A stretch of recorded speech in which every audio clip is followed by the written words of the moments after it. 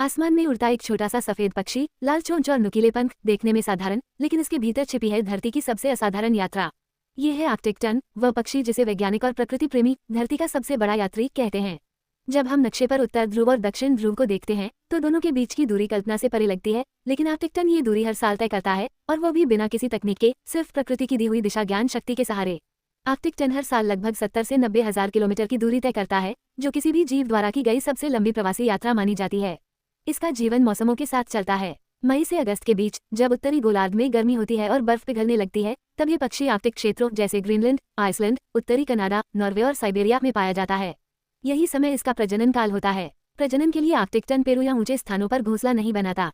ये समुद्र के पास खुली जमीन पर बहुत साधारण ढंग से जमीन में एक छोटा सा गड्ढा बनाता है। इसी गड्ढे में मादा आमतौर पर 1 से 3 अंडे देती है। इन अंडों का रंग और बनावट आसपास की जमीन से इतनी मिलती जुलती होती है कि वे आसानी से दिखाई नहीं देते, जिससे वे दुश्मनों से सुरक्षित रहते हैं। नर और मादा दोनों मिलकर अंडों की देखभाल करते हैं। लगभग 20 से 23 दिनों तक वे बारी बारी से अंडों को सेते हैं। आर्कटिक टर्न अपने बच्चों की रक्षा के लिए बेहद साहसी होता है।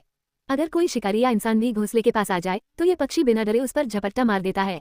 कुछ ही दिनों में अंडों से चूजे निकल आते हैं। ये चूजे तेजी से बढ़ते हैं और लगभग 3 से 4 हफ्तों में उड़ना सीख जाते हैं।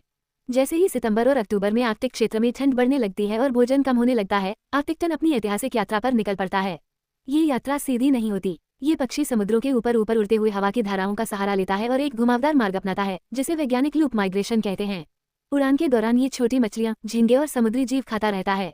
नवंबर से फरवरी के बीच आर्कटिक टर्न अंटार्कटिका के आसपास दक्षिणी महासागर में पहुंच जाता है।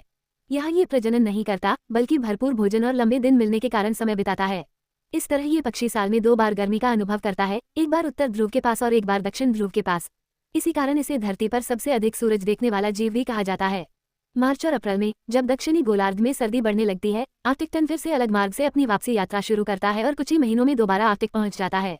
अपने पूरे जीवन काल, जो लगभग 25 से 30 वर्ष तक हो सकता है, में ये पक्षी इतनी दूरी तय कर लेता है जितनी दूरी में कोई इंसान पृथ्वी से चांद तक पहुंच सकता है। दिशा पहचानने के लिए आर्कटिक टर्न सूरज की स्थिति, तारों की चाल, हवा की दिशा और पृथ्वी के चुंबकीय क्षेत्र का उपयोग करता है। इतना छोटा शरीर लेकिन इतना विशाल साहस, आर्कटिक टर्न हमें सिखाता है कि असली सीमाएं पंखों की नहीं होती, बल्कि हौसलों की होती हैं। ऐसे ही अन्य वीडियो देखने के लिए इस वीडियो को लाइक करें, शेयर करें और चैनल को सब्सक्राइब करना न भूलें। धन्यवाद।